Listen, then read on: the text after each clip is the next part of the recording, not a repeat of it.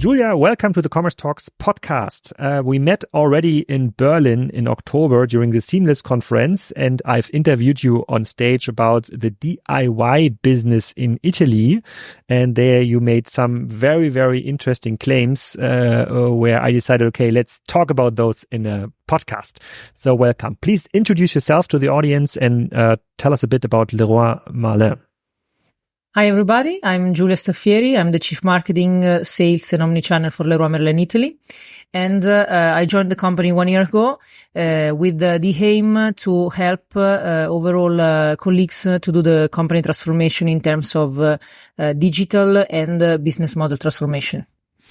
And when we started the conversation at the Seamless in Berlin, there was like one statement that kind of excited me. You said there's like two versions of doing a DIY purchase in Italy. You can go to the DIY store and then with the aim of do it yourself. So like 100% of the purchases in Germany, but almost as important is also the do it with a service. So you're going to a store and say, I'd like to have this, I don't know, this tiles, but I also need like somebody who's installing those tiles in my bathroom. Can you tell us a bit more about this? Because that was totally new for me. Yes, you're totally right. Actually, our company is considered by the customer to be pretty much selling products, but the idea is to, of course, selling a broad amount of product and services altogether. So moving, let's say, reshaping what the feeling of our customer is today to what we already are able to deliver. We deliver services, we do installation, we kind of create a full net in terms of architects, designer, if you have the need to restructure your house. So you just come to Leroy Merlin with a specific need. You need to restructure the bathroom, the kitchen, or, just buy a small product, and we can cover the full path of needs. But you have seen like some of the DIY stores in Germany or like in Switzerland, Austria, and Spain, and usually it's kind of a self-service setup. What you're describing sounds more like a boutique. There's like an ongoing joke in the German DIY space. It's like when you really want to have a quiet afternoon at a Saturday, go to a DIY store and stand beside the info counter, because nobody's there and nobody wants to talk with you. What you're describing sounds very different. It sounds like people are waiting for customers who wants to renovate kitchens or wants to renovate bathrooms or whatever. It's kind of it's like a fully vertical integrated DIY experience.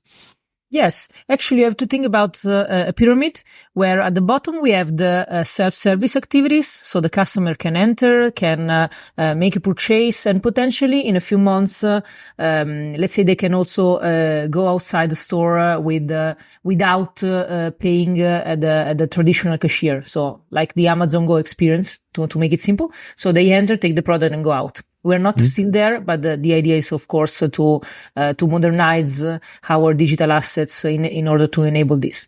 And then at the top of the pyramid, you have the self-service. At the contrary of the self-service, you have the full assisted experience. What do we mean with full assisted?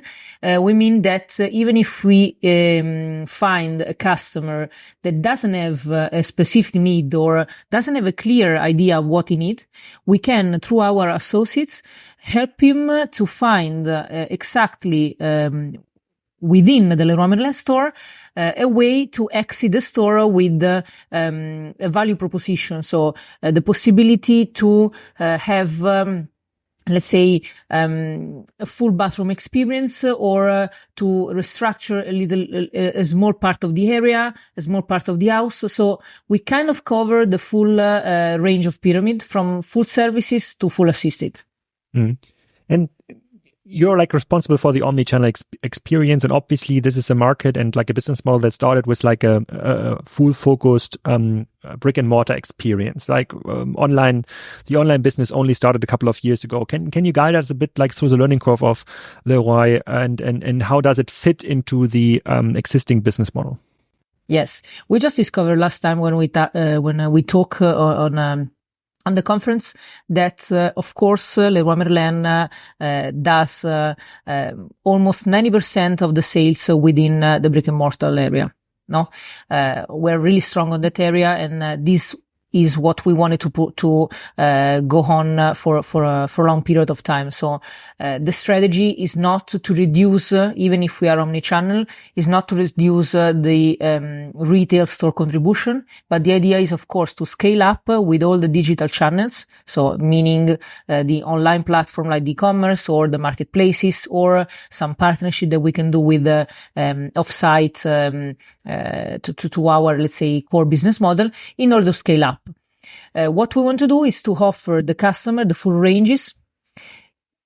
We call this approach the 5P. 5P means the sum between what it is, the 1P, so first party, meaning what the company give to the customer as Leroy Merlin, and what we call 3P. So 3P for us is the marketplace, because we have partnership with sellers, we have a partnership with different suppliers that we didn't have before. And if we do the sum of 1 plus 3, for us means 5, means that we can cover even what we didn't have the possibility to cover without a marketplace. And the what it sounds super interesting and compelling, but how do you manage the different services that are needed? Like for example, like installing a kitchen, you need a carpenter service, you need logistics services. There might be some installation services. The carpenter is not doing some electric installation. And when I'm talking with managers from DIY stores outside of Italy, they're saying it's very hard to orchestrate those services, because usually the kitchen carpenter it's a one-man show. It's very hard to connect this one-man show with digital services, because his calendar, his availability, his prices are not online. It's a very, very manual process. So how do you do it? Are those people employed by your company, or is it really like a marketplace model? No, we did a partnership. So the Savvy Ideas that was already, let's say, put in practice a couple of years ago, was to create a partnership with a local supplier that was already really strong in the market, so in the Italian market. And on top of this, try to create a circular approach, so kind of the circular economy with the artisans. Really small artisans on the local cities. So in Milan, in Rome, in Florence, wherever we have a store, we kind of create a network with the local community and select the best artisans. We ask the artisans to enter this partnership, and then through the partnership, we provide a full list of services also for the artisans. So, for example, they have the traffic that is given by Leroy Merlin. So all the visitors, all the potential customers are coming from Leroy Merlin. The services and the price is already prefixed. So we have an agreement with them that we each lead at the end of the story brings a specific amount of money for Leroy Merlin and for the partner. So everything is crystal clear from the beginning. And since the customer are pretty satisfied with the service that we provide, there is a positive circle with the new artisans coming to the partnership. So it's creating talent from inside with this approach. Mm-hmm. And what is like the share of this, like both pillars? So are there more people in the traditional DIY kind of service buying products, or is it even more important to have like the serviced DIY experience? What I used to say is that we are in the transition as a company. So we are moving from a classical commodity approach. So from the products, just selling the product, to selling the services and selling the overall experience. I don't know if you recall the Pine and Gilmore professor from Harvard already in 2000, so a lot of years ago, defined this kind of value chain. So they said that once a big retail store, let's say, overcome the moment in which they sell only the products, they need to push really, really fast from the product to the services. What we are doing today is selling within the store, pretty much on the retail store, the product, then we sell the services. But what we do like to do, and we are quite good at that already, is to create communities on the local market that can be trained. So create communities of customers that can be trained by us in a way that they need to restructure, for example, a specific part of their house. They can do it both in a do-it-yourself manner or served by us. Mm-hmm. So the change that I wanted to transmit you is that we are kind of helping the customer to change the mindset, not doing yourself by default, but also considering the chance to be helped by us. How do you measure this? Because this kind of transformation you're describing sounds correct to me, mm-hmm. but when it comes to like investments, it's usually very hard to get rid of existing investment schemes, marketing schemes, because marketing departments will always say, okay, we were super successful bringing people in our stores, and see, Giulia, 90% of the revenue is in the store. Why should we even give out more money to Google or Facebook or whatever, creating top of funnel awareness for this kind of services, which you will need, like from a future perspective or long-term perspective, to drive this transition. But there's like, it's kind of a channel conflict, a fight. How do you experience this? Yeah, I totally agree, because this is the question that all the companies approaching the omnichannel area, let's say this way, ask. So in our case, what we did was to at the beginning measure all the digital campaign with the ROAS, so return on advertising spent. What we are doing right now is to create together with an external supplier that is a third party, so it's not within the company, so there is no conflict between all the different departments that can be inside the company, an econometric model that will show us exactly if one channel or the other one brought the final purchase, and how those channels influence each other. So the famous ROPO effect, so research online, purchase offline, or vice versa. And we're trying to measuring it. And we want to do it with an external partner. We will be ready in, I would say, 6 months. So for the moment, we are just measuring what we already have in terms of performance, and we measure the peak where we launch a specific campaign, where we launch a discount as everybody else, or when we launch an awareness campaign. So we have specific KPIs for those campaigns, and what I can tell you as an example is really counterintuitive. But for example, when we do the training within our stores to the customer, so free training to explain them how to, change a layout in their house, or to put, a decoration, or to do something really, really simple. When we do this kind of training, the customer within the same day enter the store and make a purchase all the time. So like 95% of the time, someone that entering for free the course make a purchase. So for us, it's really, a level, instead of, creating a campaign, we just give those course for free, and then have a positive effect on the sales. Hmm. Got it. How do you see the rise of new pure online channels from your company's perspective? Because Mano Mano is active in Italy, Amazon is obviously active in Italy, and there was over the last 10 years, there was a lot of negligence saying, yeah, those companies cannot sell what we are selling in a brick and mortar DIY experience, because nobody is going to order cement or wood or whatever from those stores. But, they start with small items, expensive items, some specialized scissors, power tools, stuff like this. So is this an issue already? Do you see it, that people are more and more buying parts they used to buy in a brick and mortar experience now online, and maybe at some of your competitors? Yeah, they buy it online, and that's why we have an online and a marketplace as well. So we try to broaden as much as possible, our offer of channels and also of product and services. Of course, being a pure player is very different from being a big multinational retailer with a lot of different channels. Their advantage, as you know better than me, is that, of course, they can focalize on a specific category of product. So they can go really, really in deep of that category. And if the level of service is really nice, so the purchase and the overall sales funnel is really nice, then the pure player is in a advantage position, let's say. Our instead pro of the retailer is that we can have the full consultancy with our sales associate in the store. We have more than 8,500 sales associates within Italy.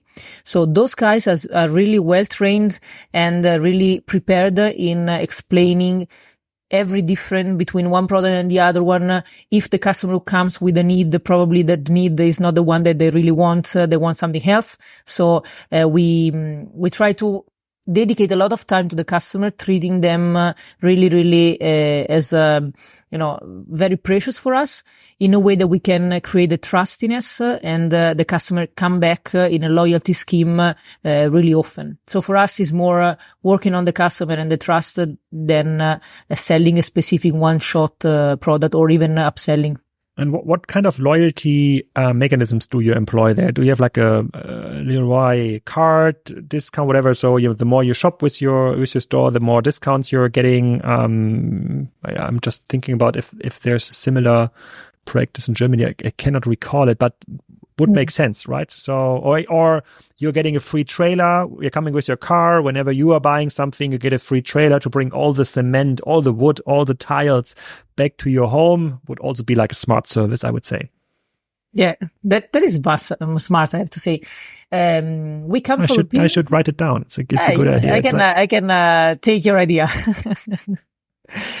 No, the point is that we come from a period where the loyalty was really a basic one. So you make some purchase, you get some credits, and the credit can be translated in euro. Okay, so get €1 for the credit. That of course is really, I would say, a no-style approach. So that's why we are in these days really changing to a new membership approach.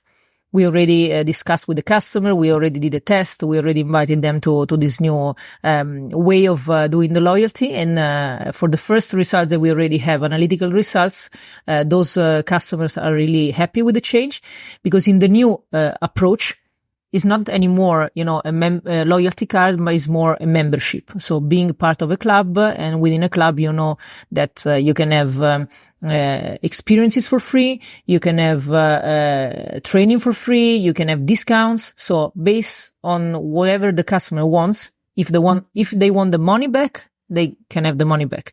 If they want to have extra value in terms of services, they can have those extra values for free. Or if they want to have different experiences, a lot of different experiences, we can have also, a list, let's say, of possibilities for them to entertain during their life, since we are approaching the way that we are a partner within their house and within their life. Since the house is not anymore what we wanted to do. In English is easy, very easy to make you understand, because we are moving from the house to the home. The house is really something generic, more, cold. The home is really whatever you do within the house. So it's the family, is the experience that you have, is the feeling that you have within the home. So turning, from house to home is a huge change, mindset change in terms also of our customers. When you think about like expanding your business, is your company rather thinking then in building new brick and mortar stores, or renting new spaces, or maybe buy like a competitor, or is more thinking about like expanding in the marketplace business, building new services? Because building a new service or infrastructure might be as expensive as building a new store. But in the old world of retail, having a store feels like something real, right? There's a store. Yeah. A store makes like, 5 million a year. Like investment is pretty clear. This kind of marketplace idea from Giulia, or like whatever services she came up with. Yeah, it's interesting, but you don't know what the payback is, because we are living in a risky digital scheme. So let's rather build a new store? So how do you look at it? We do both because we don't want to choose. No, no, I'm joking.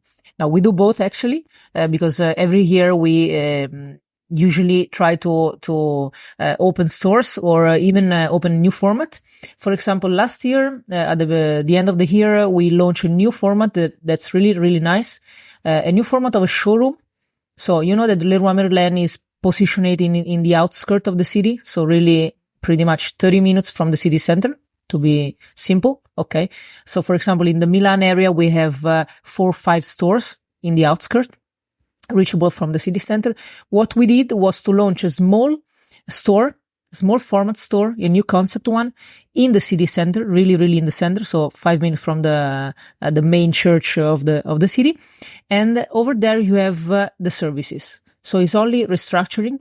It's a showroom where you can see the most precious material, and you can feel that Leroy Merlin is also premium. So in order to elevate the brand premiumness, we are really lucky because we have products that are premium. Our sales associates are already premium, but the customer doesn't know. So opening those new format, even if let's say the store is not so big as the one that we have outside, is really, really very, very well performing in terms of rentability per square meter and sales per square meter as well. So you're competing then with this kind of boutique approach with usually when people buy a new kitchen, which is like a huge investment. Now I've just learned like average like new kitchen price in Germany is like somewhere between 15 to 20K, which is ridiculous, but can even go up to like 40K, like a new car. And you're buying this kitchen usually in a kitchen center. So, but this is kind of the business you're competing with then, right? So you want the person coming to your boutique or to your outskirts center and say, I would like to build a kitchen center with Leroy and not with a small vendor who's only selling like one kitchen a day or so. Yeah, because if you think about it, the crazy thing is that we have the quality and we have the capability in terms of company and people. Okay. It's just a matter of perception of the customer. And that's why at the end of this year, we're going to launch also a big campaign to elevate our brand positioning, to explain all the different things that we do to our customer. Our company being part of the ADEO group, in terms of the DNA of the company, the DNA is really to be humble, not communicate so much. So really being more so soft in terms of communication.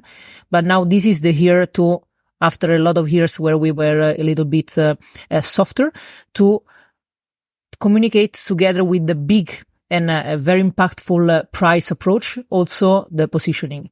To make a silly example, I did the renovation of my house into Leroy Merlin because I was already working there. And I make, of course, comparison between specialist approach, so a boutique in the city center, and the Leroy Merlin because I was working there. Okay. So just, in terms of matching with those two approaches. And I discovered that the same amount, the same product were available in the specialist and in the Leroy Merlin, but the price and the level of service was completely different. So in the boutique, I felt like very, very cozy environment, with I took a cup of tea, was really, really cozy.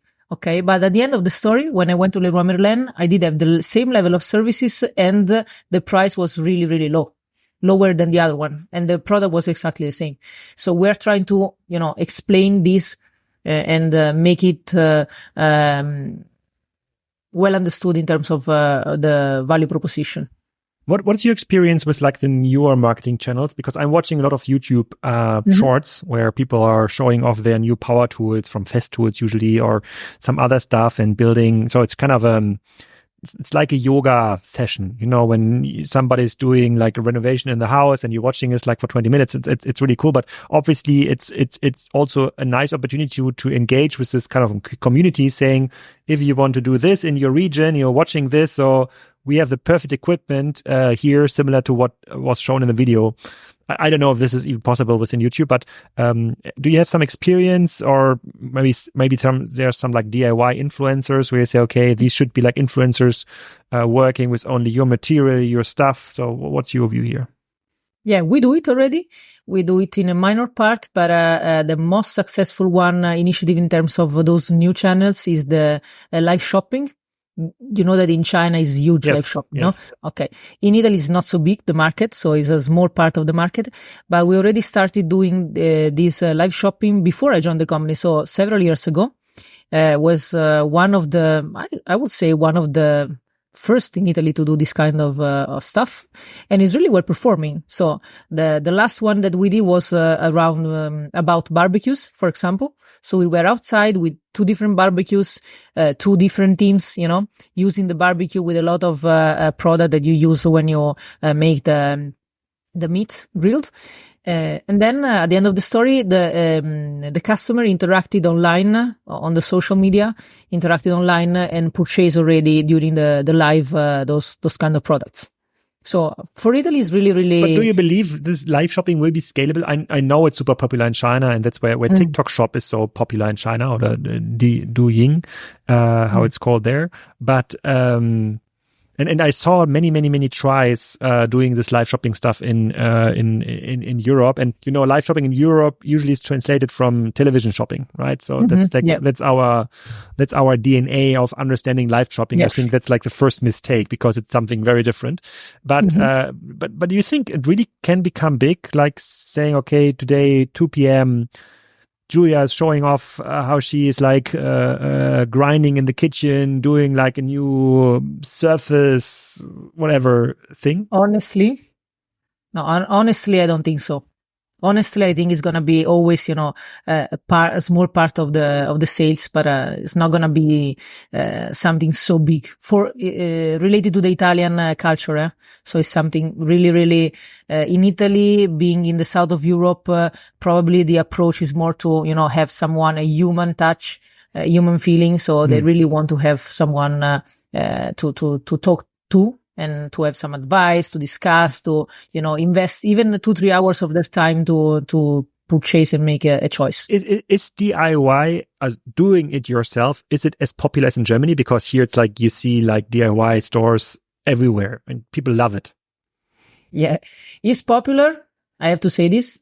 It's less popular than Germany and France, because in Italy, usually we are a little bit, I would say, in a positive way, but a little bit more lazy. So we want to have all the things already done in a way. So when we're discussing about house or homing, the do-it-yourself is strong, but we prefer to buy product and installation altogether. That's why the services are really a good market to sell those kind of services. I totally get it. In another Commerce Talks podcast, I had a guest where we were talking about also do-it-yourself capabilities of our generation, because like many people are not trained in doing power tool stuff anymore. They like to watch it, but they don't understand how it works. And then he said, yeah, his father was like building his parents' house more or less on his own, everything like kitchen installation and bathroom installation and outdoor stuff, garages, and like when he was like turning 60, doing this like for 35 years, and then he was looking around, and then he was always building it himself, all the weekends, all the stuff, but that's it. That's what he made out of his life, building a house. And then we say, okay, that's maybe not a smart investment, just doing it yourself for doing it yourself purposes. That's not what this is about. But so we have a lot of people in my parents' generation that came out of this self-building stuff because it's affordable. No service infrastructure was there. It was just too expensive to let a carpenter come and do the stuff. So just people learned it, and the abilities you see here in the communities is crazy what people can do. But so that's why I'm kind of drawn into the self-building stuff all the time. But that's what I say, where I say, okay, after 2 or 3 hours, there must be a stop. Then I really focus on quality time with the family or going to dinner, whatever. And then I pay someone to do the stuff, because I don't want to have the same story in 30 years that, yes, I'm proud I've built all myself, but I've never seen the world because I was focused on building the garage, the garage door, for example. Yeah, Alex, I totally agree with you because our generation, I put myself within this generation, so the millennial and going down are more greedy in terms of time. Oh, it's funny that you think I'm young enough to be a millennial, but yes, totally agree with you. It will be interesting to see how the current and future generations shape the future of DIY. Giulia, thank you for your time.